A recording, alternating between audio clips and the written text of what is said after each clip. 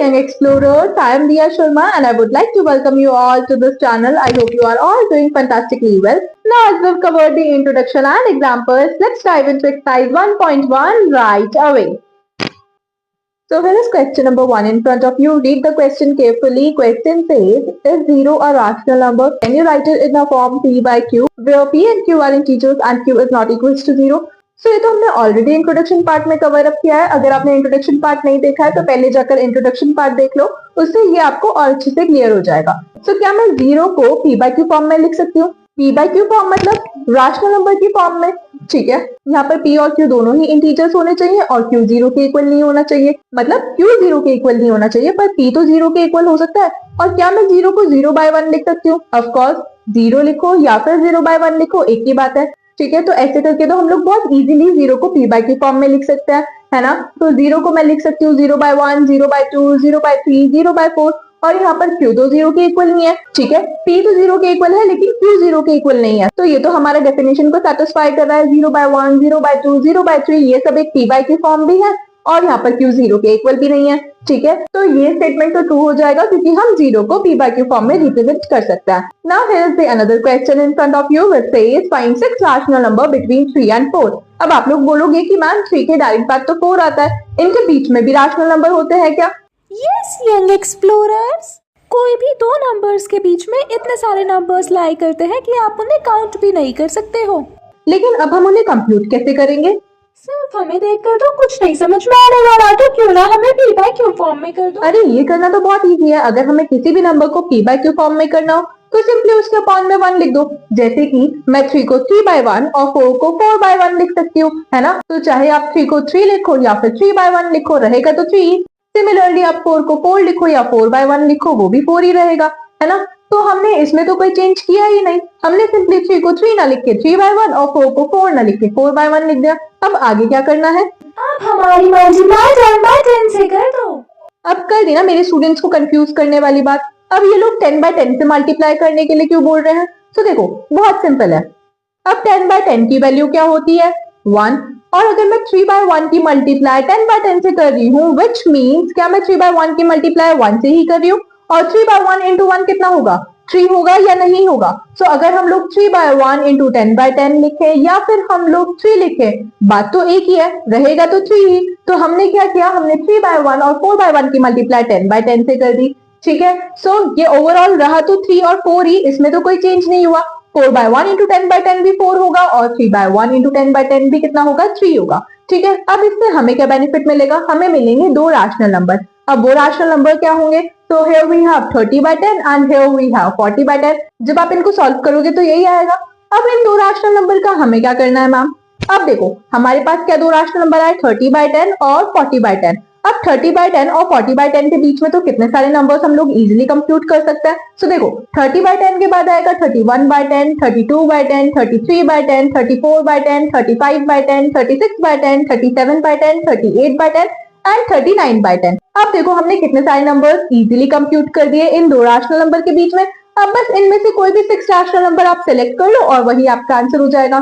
ठीक है, तो ये कुछ 6 रैशनल नंबर है जो मैंने सिलेक्ट किया आंसर के लिए. आप कोई भी ऐसे रैशनल नंबर सिलेक्ट कर सकते थे. ठीक है, अच्छा मैंने इस आंसर को सॉल्व करने के लिए 10 by 10 से मल्टीप्लाई की थी, लेकिन आप इस आंसर को सॉल्व करने के लिए किसी भी ऐसी P by Q फॉर्म से मल्टीप्लाई कर सकते हो जहां पर P is equals to Q हो. मतलब देखो ऐसे कितने सारे रैशनल नंबर है. 5 by 5, 6 by 6, 7 by 7, 10 by 10, 11 by 11, 12 by 12, ऐसे कितने सारे रैशनल नंबर है. तो ऐसी P by Q फॉर्म जहां पर P is equals to Q हो, अगर हम ऐसी P by Q फॉर्म की मल्टीप्लाई किसी भी नंबर के साथ में करते हैं तो ओवरऑल हम मल्टीप्लाई 1 से ही करते हैं, तो उस नंबर की वैल्यू में कोई चेंज नहीं होता है. इसीलिए हम लोग हमारे आंसर को सॉर्ट करने के लिए कई बार ऐसी वैल्यूज का यूज कर लेते हैं. अब हमारा जो नेक्स्ट क्वेश्चन है वो भी इससे काफी सिमिलर है. So here is the question number 3 in front of you. और अब इसमें हमें क्या करना है? 3 by 5 और 4 by 5 के बीच में 5 रैशनल नंबर्स कंप्यूट करना है. अब 3 by 5 और 4 by 5 के बीच में रैशनल नंबर कंप्यूट करने मतलब देखो पहले वाले क्वेश्चन में हमने क्या किया था? 3 को 3 ना लिख के 3 by 1 लिख दिया था. तो हमने इसको क्या किया था? Basically P by Q form में कन्वर्ट किया था. पर अगर मैं 3 by 5 की बात करूं तो 3 by 5 तो already P by Q form में है जहां पर P की वैल्यू 3 है और Q की वैल्यू 5 है. तो ये तो already P by Q form में है, विच मीन्स कि हमें इसको तो बिल्कुल भी चेंज करने की जरूरत नहीं है. ठीक है, अब हमारा नेक्स्ट स्टेप क्या होगा? सो देखो, आप ऐसी कोई भी p बाई क्यू फॉर्म ले लो जहां पर p is equals to q हो। तो हम फिर से मल्टीप्लाई 10 बाई 10 से कर रहे हैं, लेकिन अगेन आप किसी भी ऐसी p बाई क्यू फॉर्म से मल्टीप्लाई कर सकते हो जहां पर p is equals to q हो। ठीक है, सो जब मैंने 3 बाई 5 की मल्टीप्लाई 10 बाई 10 से की तो मुझको एक रैशनल नंबर मिलेगा विच इज 30 बाई 50। तो उसके बाद जब मैंने 4 बाई 5 की मल्टीप्लाई 10 बाई 10 से की तो मुझे एक रैशनल नंबर मिला विच इज 40 बाई 50। अब देखो 30 बाई 50 और 40 बाई 50 के बीच में फिर से हमें कितने सारे रैशनल नंबर मिल जाएंगे? बस इनमें से हमें कोई भी 5 रैशनल नंबर सेलेक्ट कर लेना है और वही हमारा आंसर हो जाएगा। Now question number 4 is all about true false and first part says every natural number is whole number.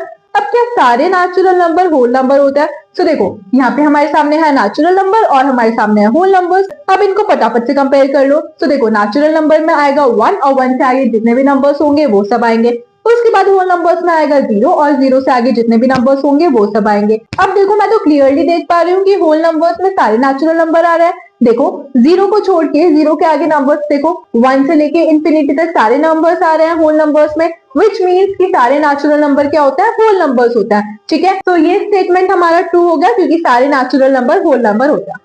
अब देखो सेकंड पार्ट क्या बोल रहा है? Every integer is whole number. अब क्या सारे इंटीजर होल नंबर होता है? अब देखो इंटीजर में क्या क्या आता है? All the negative numbers, positive numbers and 0, ये सब क्या है? इंटीजर है। ठीक है, अब होल नंबर्स में क्या आएगा? 0 और 0 से आगे जितने भी नंबर्स होंगे वो सब होल नंबर्स होंगे। अब देखो क्या सारे इंटीजर होल नंबर है? नहीं, क्योंकि इंटीजर में तो नेगेटिव नंबर भी आते हैं और होल नंबर्स में तो मुझे कोई भी नेगेटिव नंबर नहीं दिख रहा, विच मीन्स कि सारे इंटीजर होल नंबर नहीं होता, क्योंकि इंटीजर में नेगेटिव नंबर भी आता है लेकिन होल नंबर में तो कोई नेगेटिव नंबर नहीं आता है। तो ये स्टेटमेंट तो हमारा फॉल्स हो गया। ठीक है, अब देखो थर्ड पार्ट क्या बोल रहा है कि क्या सारे रैशनल नंबर होल नंबर होता है? अब क्या ये पॉसिबल है? क्या सारे रैशनल नंबर होल नंबर हो सकता है? अब देखो rational number p by q form where q is not equals to 0 और होल नंबर्स 0 और 0 से आगे जितने भी नंबर्स हैं वो सब हमारे होल नंबर्स हैं। अब कुछ p बाई क्यू फॉर्म ऐसी भी होती हैं जिनको जब हम सॉल्व करते हैं तो हमारा जो आंसर होता है वो 0 से पहले वाले नंबर्स में आ रहा होता है। फॉर एग्जाम्पल 1/2, अगर आप 1/2 को सॉल्व करोगे तो आप देखोगे कि ये तो होल नंबर्स का पार्ट है ही नहीं, ये होल नंबर्स वाली लिस्ट में आता ही नहीं है। ठीक है, तो ये स्टेटमेंट तो हमारी फॉल्स हो गई कि सारे रैशनल नंबर होल नंबर नहीं होता है। ठीक है, for example we have 1/2. So that's pretty much for today. I hope this is past quiz to you. If still any queries, feel free to comment.